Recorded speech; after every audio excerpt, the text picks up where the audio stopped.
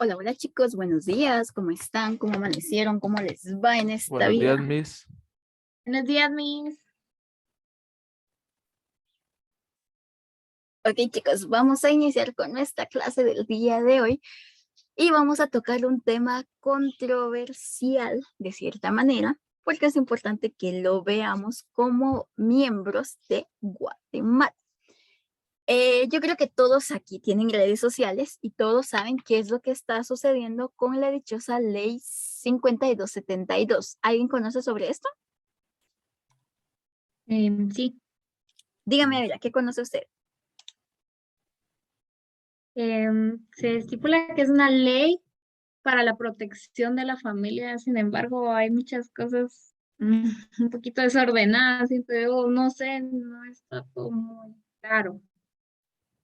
Ok, interesante. José, ¿usted conoce sobre esa ley? La verdad, Miss, no. ¿Algún otro?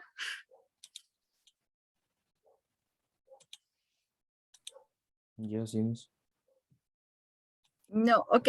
En este caso, entonces, nosotros podemos encontrar sobre todo lo que es esta ley que causa una controversia bastante importante, sobre todo porque nos indica que principalmente, y la que a mí más me duele, diría, como mujer, es de que toda mujer que reciba o que se provoque o tenga un aborto natural puede pagar años en cárcel.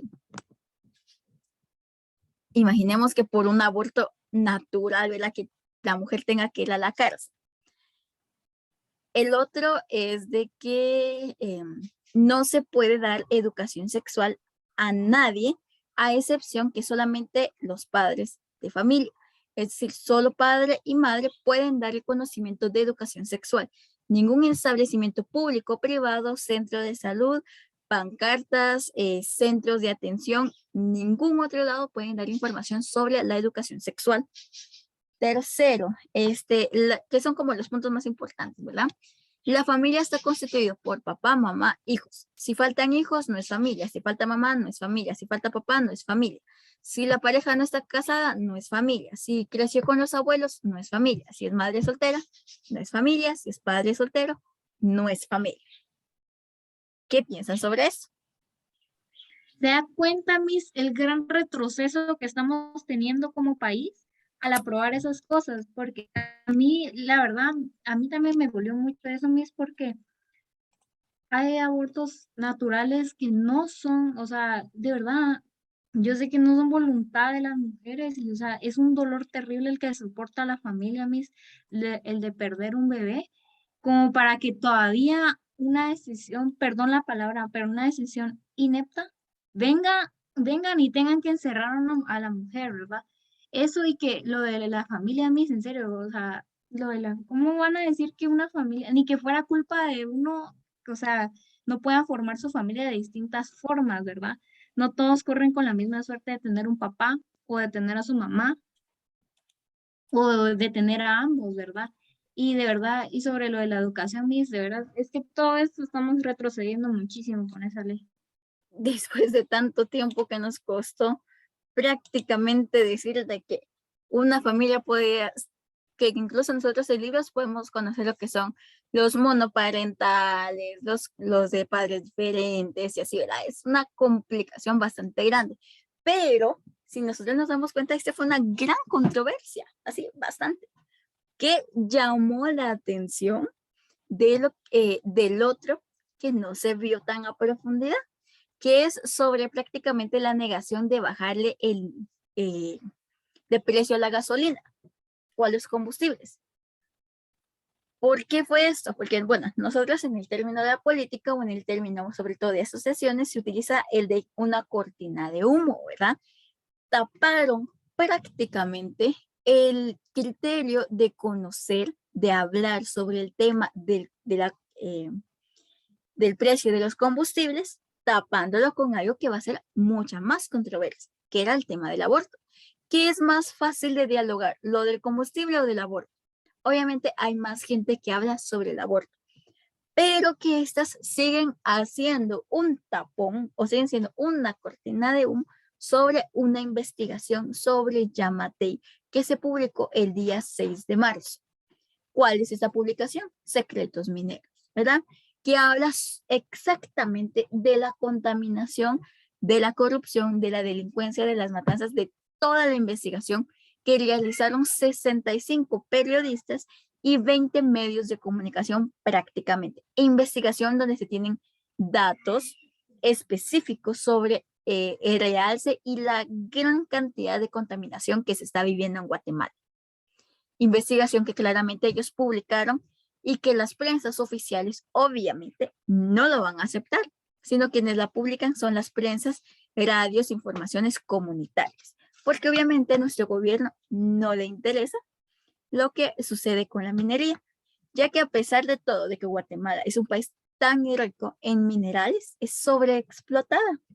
Y recordemos que en este caso, en la minería al final es un dolor de cabeza prácticamente, porque en la minería sucede de que si una empresa, por ejemplo, Adela, el día de hoy llega con su minería a Guatemala y ella tiene que pagar un impuesto, pero resulta que el impuesto de Adela por ser minería es solamente de un 1%. De 100 quetzales que ella ganó el día de hoy con su minería, a Guatemala, por ejemplo, me deja un quetzal. De 100 millones que tiene Gabo, él deja 1 millón. Imaginemos qué injusticia, ¿verdad? De todo lo que ellos sacan y lo que nos dejan. Y todo eso es porque hacen negocios todavía con los presidentes, con los espacios, y mucha gente no está dejando ese aspecto. ¿De acuerdo? Es bastante controversial, pero bastante interesante. A eso nosotros lo conocemos muchas veces como una cortina de humo, porque nos quieren cerrar los ojos poniéndonos algo que va a ser simplemente un show, un espectáculo, para que no nos enfoquemos en donde verdaderamente es el punto donde nos tenemos que enfocar, ¿verdad? Que sería en este caso el alza del combustible y el tema de la minería que está tan latente en nuestra Guatemala. Ok, yo creo que después de haber conocido un poquito, pero que no es tampoco así, ay, todo, ¿va? Un poco sobre nuestra realidad social, voy a compartir mi pantalla entonces para que podamos observar nuestro tema del día de hoy. En este caso vamos a escribir, por favor, como título, modelos atómicos. En nuestro cuaderno, por favor. Repito, modelos Miss, atómicos. Dígame. una pregunta. ¿Por qué el diésel está más caro que el combustible normal? Sí, o sea, no es posible. Y dicen que va a subir todavía más. Que va a subir como a 50. Exacto, eso, fíjese que el diésel sobre todo es por sus componentes, es que todo va a depender de sus componentes, de la cantidad de combustible fósil que utilice. Entonces hay quienes tienen más combustible fósil y menos otros químicos, y hay otros que tienen más químicos y menos combustible fósil. Entre más combustible fósil tenga, más caro va a ser, porque el combustible fósil es limitado. A la gran. O sea, de aquí a unos 50 años a cómo vamos, va a dejar de existir el combustible y se tendría que trabajar con otro sistema de combustión o de combustible para darle proceso a todo esto. Prácticamente hacer el hecho de tener Carros eléctricos. autos eléctricos, exacto, a vapor, a carbón, ¿verdad? Que también es de cierta manera, en el de carbón es un poco limitado, pero no tanto, porque también se puede crear carbón. Gracias, Miss.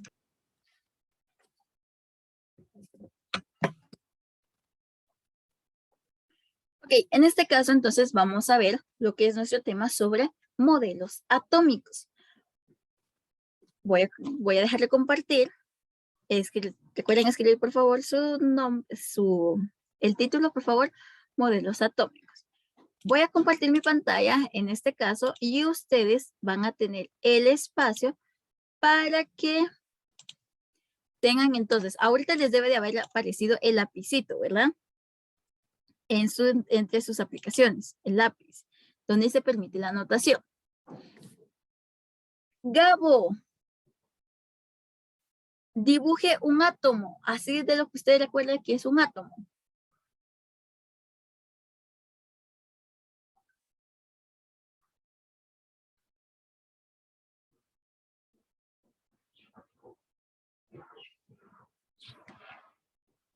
Un átomo.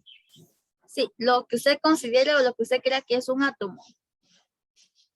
O de lo que acaba de ver o recordar sobre el átomo, la estructura del átomo.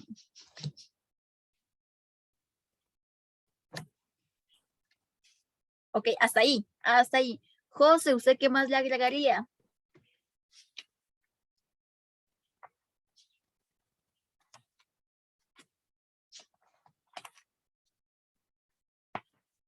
¿Hago mi dibujo aparte o...? No, ahí mismo, sobre el mismo.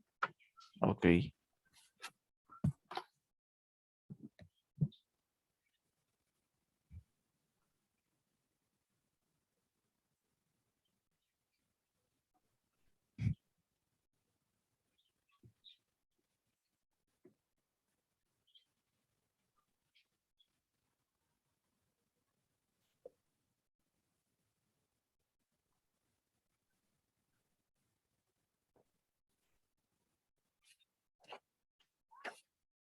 Ok, interesante.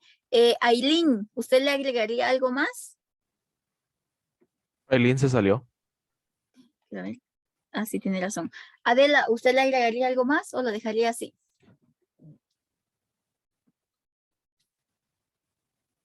Lo dejaría así. Ok, gracias. Ok, en este caso entonces lo que nosotros vemos acá es un átomo, ¿verdad? Pero este átomo está constituido por unas ciertas estructuras. Estas estructuras que nosotros podemos observar, en este caso que sería esto, ¿verdad? Los electrones, los protones y neutrones que tenemos en el centro, se basan a lo que es una larga historia y de proceso para identificar esto. Es decir, de que tuvo que existir un proceso para llegar a este punto, que claramente no es el más actual, porque hay uno mucho más actualizado, que luego podemos ir observando y que actualmente ya se puede conocer como es un átomo de cierta manera en fotografía, ¿verdad? Ahora bien, entre los modelos atómicos podemos ir comprendiendo de que a través de la historia se van creando diversas teorías sobre qué es un átomo. La primera parte nosotros conocíamos sobre los 4 elementos, ¿verdad? Que teníamos entonces que era agua, tierra, fuego y tal, esos. Y luego comprendimos que estaba constituido de otra manera. A través del tiempo, prácticamente todos los postulados, es decir, las creencias de un átomo eran distintas. Primero, que los átomos eran cosas sólidas. Segundo, que solamente existe un vacío entre un átomo y otro átomo. Los los átomos son indivisibles y enteros, es decir, no hay nada que lo pueda dividir. Los átomos de diferentes cuerpos son diferentes entre sí, tamaño y contribución espacial. Las propiedades de la materia varían el tipo de átomos y que están agrupados. Es decir, que yo tengo un átomo, ¿de acuerdo? Que es así, y ya. Este no se puede dividir, no existe nada más adentro, así es tal cual. Yo no puedo venir y modificar porque así es un átomo, ¿de acuerdo? Y es algo sólido. Ahora bien, en esta teoría, esta sobre todo es la teoría de la parte griega, pero basado en los estudios tenemos entonces las distintas teorías. Sobre todo vamos a identificar entonces la teoría de Dalton, que es la que le da de cierta manera un poco más de solidez a los primeros conceptos del átomo. Gabo, léame lo que nos dice la información sobre la teoría de Dalton. Dado que Platón y Aristóteles tenían muchos más prestigios, sus teorías se consideraron más fiables hasta finales del siglo XVIII. Ajá, continúe. Eh, eh, cuan- Cuando científicos como Antoine Lauret de Lavoisier Pues 1743 a 1794 y John Dalton 1766 a 1844 realizaron una serie de experiencias científicas en sus laboratorios y demostraron que la materia está formada por átomos. La teoría atómica de Dalton se resume en los siguientes enunciados. La materia está formada por átomos, partículas indivisibles e indestructibles. Los átomos, todos los átomos de un mismo elemento químico son iguales en cuanto a masa, tamaño y cualquier otra característica, y distintos de los átomos de cualquier otro elemento. Los compuestos se forman por combinaciones de átomos de diversos elementos en una proporción constante. Excelente. Entonces, en este caso, esta, lo que es la ilustración que yo tengo a la par, en este círculo, sería entonces nuestra primera teoría, la teoría de Dalton, que es donde nos da un átomo simple, ¿verdad? Es como una pelota que no se divide, no se parte, es sólida, todas son iguales, ¿verdad? Lo que cambia es la cantidad prácticamente y la manera en que están organizadas, pero es lo mismo, es una manera constante, que es lo que vamos a realizar entonces en nuestro hermoso cuaderno y precioso. Es entonces, escribimos teoría de Dalton, hacemos nuestro dibujo de nuestro átomo, un círculo y lo pintamos, ¿de acuerdo? Así de simple. Y escribimos entonces,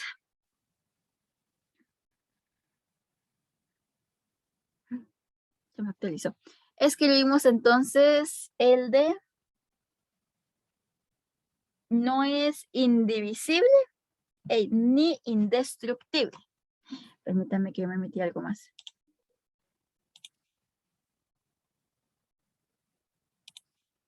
No es indivisible perdón, es indivisible e indestructible. Es decir, que no lo puedo dividir y no lo puedo destruir.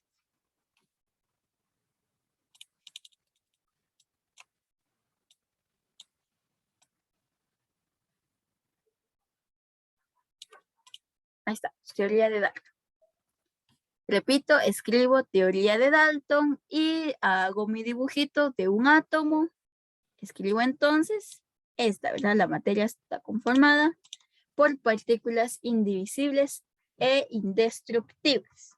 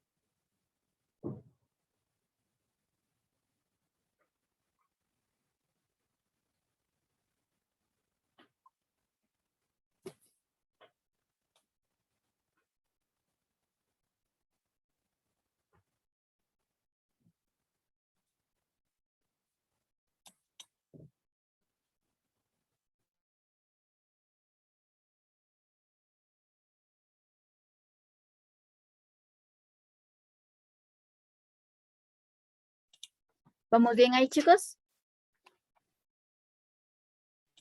Sí. Ok, vamos con la siguiente. Vamos a dejar esta todavía. Ok, la otra teoría que nosotros debemos de conocer es la teoría de Thomson. Ok, José, léame la teoría de Thomson. Thomson, perdón.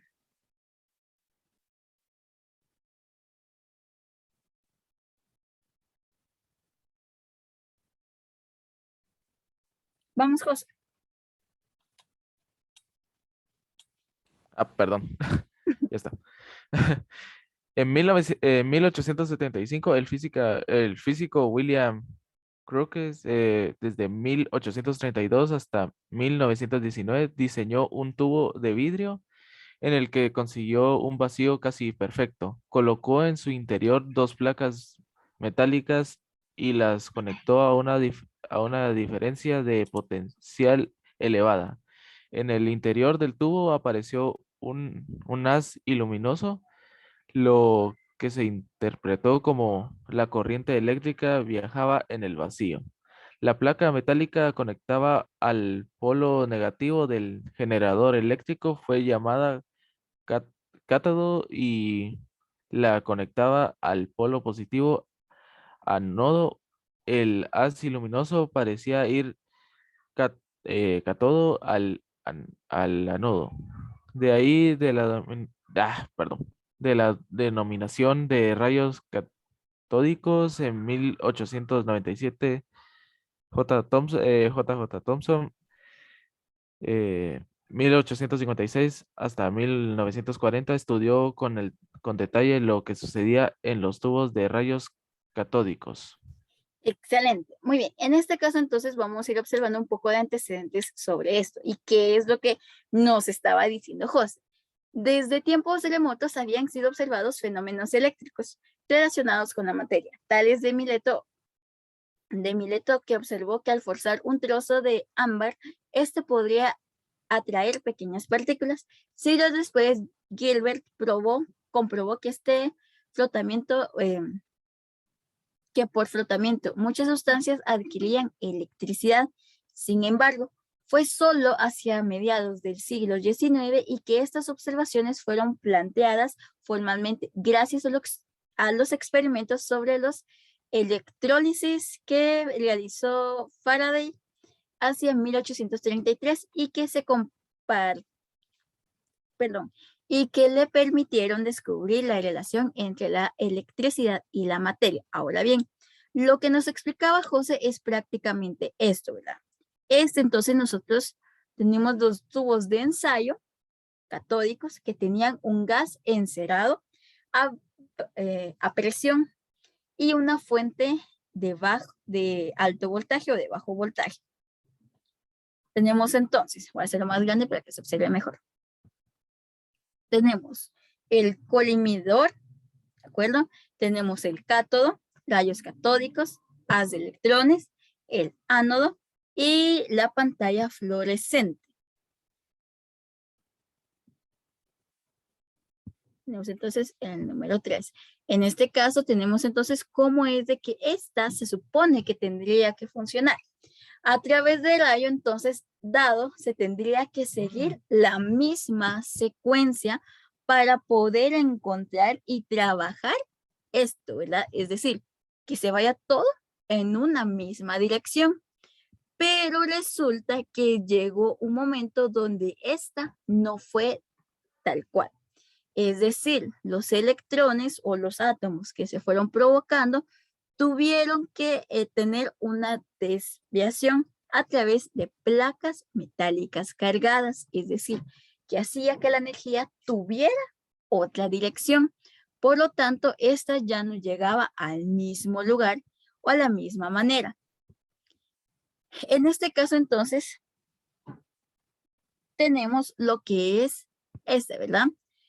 Lo que es el ánodo y las ruedas de paletas, que dependiendo de una manera en que ésta se va a ir trabajando, se va a ir modificando la estructura. Es decir, de las diferentes cargas energéticas que metieran a través de estos tubos, se iba modificando la respuesta. ¿Qué es lo que sucede entonces?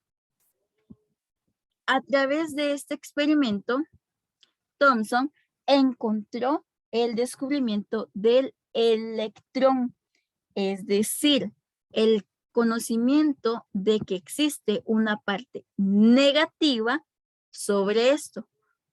Y también luego descubrió el protón, que es una carga positiva. Simplemente que él identificó que la carga positiva era el todo y la carga negativa que eran los electrones.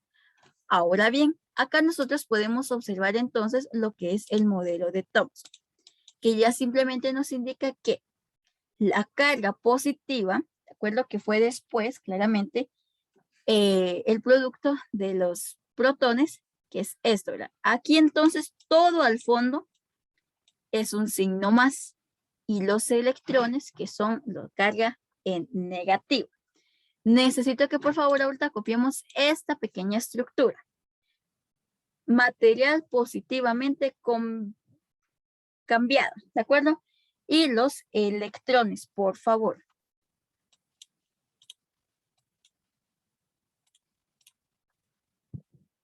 Ya, Miss. Ok, ¿de acuerdo? Es un círculo con más circulitos, ¿verdad?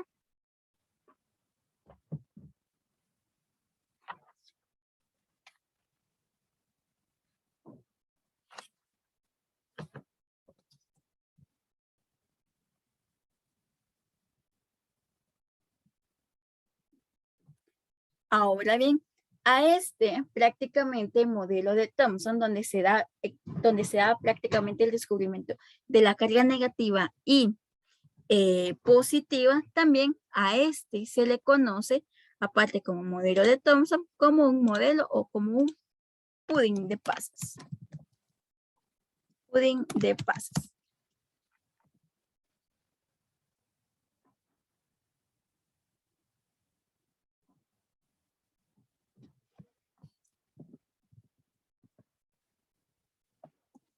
¿Por qué lo relacionan con esto? Porque es prácticamente un pastel que tiene trocitos de chocolate, ¿verdad? El pastel es la carga positiva y los trocitos de chocolate serían entonces la carga, o en este caso las pasas serían la carga negativa.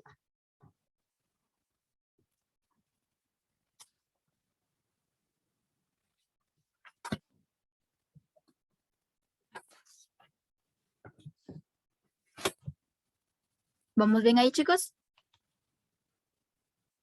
Sí, Miss. Sí, Miss. Ok, entonces en este caso prácticamente conocemos positivo, positivo todo, negativo las bolitas, también conocido como pudín de pasas, ¿verdad? O átomo modelo pudín de pasas. Ahora bien, tenemos el otro modelo, que es el modelo de Rutherford. Al final del siglo XIX, Henry Becquerel descubrió que un mineral de uranio emitía radiación de forma espontánea. Al analizarlo, comprobó que había en realidad 3 radiaciones distintas, una de las cuales las llamó alfa. Estaba formada por partículas cargadas positivamente que tenían mucha energía. Este fenómeno se le llama radioactividad. Para comprobar si el modelo de Thomson era cierto, el científico Ernest Rutherford diseñó una experiencia aprovechando algunos descubrimientos sobre la radioactividad que se realizaron en esa misma época, ¿verdad? El experimento consiste de Rutherford en que descubrió sobre todo de que el átomo tiene un núcleo. Bueno, tuvimos que pasar entonces desde el modelo de que de que no se dividía a que se dividía en subpartículas y que ahora tiene un núcleo. Ahora bien, sobre todo esto, nosotros vamos a identificar que ha sido como la parte y los aspectos más generales sobre el conocimiento sobre estos modelos. Esto también se lleva gracias a que esa misma fecha donde se descubrió de que estos tenían un núcleo, también se describen y se van reconociendo con esta misma técnica lo que son los rayos X, ¿verdad? Que dependiendo de cierta cantidad energética o eléctrica, vamos a descubrir todo lo que nosotros encontramos en nuestro cuerpo. Ahora bien, entonces sabemos que basados en el modelo de Rutherford, tenemos entonces, permítame, vamos a esto, ¿verdad? Ahora bien, el modelo entonces de Rutherford nos indica que tenemos, aquí tenemos nuestro átomo, ¿verdad? También tenemos carga negativa, que son todos los verdecitos que tenemos acá. Y de esta carga negativa también nosotros encontramos entonces un núcleo.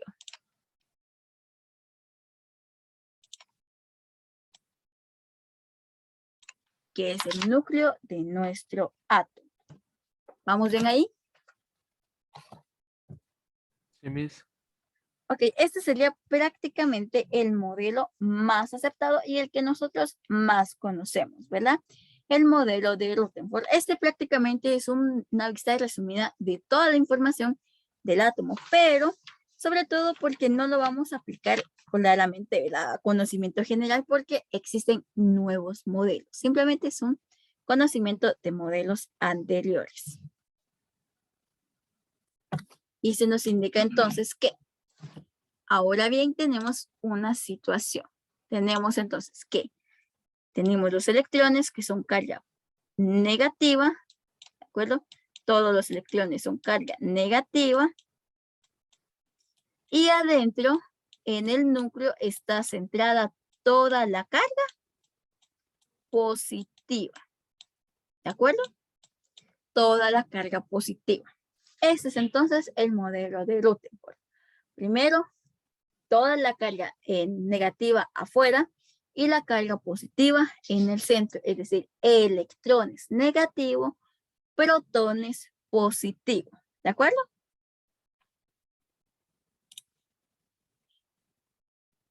¿Vamos bien ahí, chicos? Sí. Sí, Miss. Ok. Vamos entonces, ahora vamos con nuestras actividades. Dice, observa la imagen del experimento de Rutherford, luego selecciona la respuesta correcta. ¿Cuál es la carga que posee un electrón?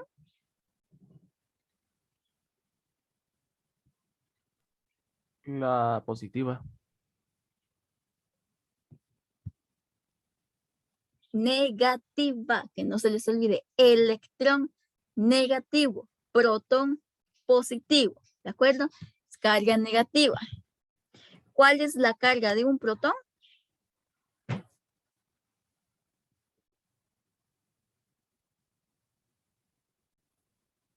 Si el electrón tiene una carga negativa, un protón, ¿qué carga tendrá? La positiva. La Positiva. positiva, exacto. Después de esta experiencia, Rutherford llegó a estas conclusiones. Adela, hágame el favor de leerme las 3 conclusiones de Rutherford. Ok. La mayor parte del átomo está vacío y los electrones giran alrededor del núcleo. Por eso la mayor parte de partículas alfa que llegan a la lámina de oro la atraviesan sin desviarse, ya que no encuentran ningún obstáculo.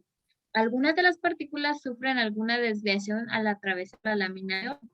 Solo una pequeñísima proporción de partículas rebota al llegar a la lámina y vuelve hacia atrás. ¿Qué es lo que más me interesa? La primera parte, ¿verdad? La mayor parte del átomo está vacío y los electrones giran alrededor del núcleo. Entonces, con el modelo de Rutherford, prácticamente nosotros vamos a ir conociendo de que esta ya tiene una estructura de que giran alrededor del núcleo. Es decir, la primera parte del átomo que ustedes habían dibujado. No es la más actualizada, pero tampoco es que no es aceptada, porque de esta es que se desglosa las otras investigaciones con esta misma parte, ¿verdad? De que los electrones giran alrededor del núcleo. Los científicos aún no se pueden explicar por qué algunas partículas alfa, al chocar contra la lámina, rebotan. Para Rutherford, este hecho solo se podía explicar si la carga positiva del átomo estaba concentrada en una pequeña parte del mismo, es decir, en el centro, al ser distribuida en el átomo como se suponía Thomson. Así como cuando la partícula alfa chocan con ese punto del átomo donde se encuentra la carga positiva, la repulsión entre cargas del mismo signo hace que reboten. Es decir, tengo una pared de positivos y viene una positiva, pega y rebota. Pasa una negativa, pasa, ¿verdad? Pasa otra y puede hacer de que medio se mueva, pero pasa. ¿Qué a diferencia de la carga positiva? Entonces, aquí comprendemos que Dalton, uniformidad total. Thomson, positivo, protón, negativo, electrón. El protón es el todo, toda la carga positiva. Y la de Rutherford nos dice entonces que estas es un vacío, estas partículas, y que los electrones giran alrededor de los protones, que son el núcleo. ¿De acuerdo? Vamos a dejarlo hasta ahí, hasta el momento, y el día lunes vamos a continuar con este tema de la estructura de eso, ¿verdad? Que es bastante extensa, pero bastante hermosa también conocer sobre los átomos. Muy bien, chicos, entonces con esto terminamos nuestra clase. La actividad de hoy todavía no me la mandan porque me la van a mandar junto con la actividad del día lunes, ¿de acuerdo? Sí, Miss. Excelente. Muy bien, Miss. chicos, fue un gusto verlos. Nos vemos entonces el día lunes nuevamente, chicos. Gracias, Miss. Nos vemos. Adiós. Feliz fin de semana, Miss.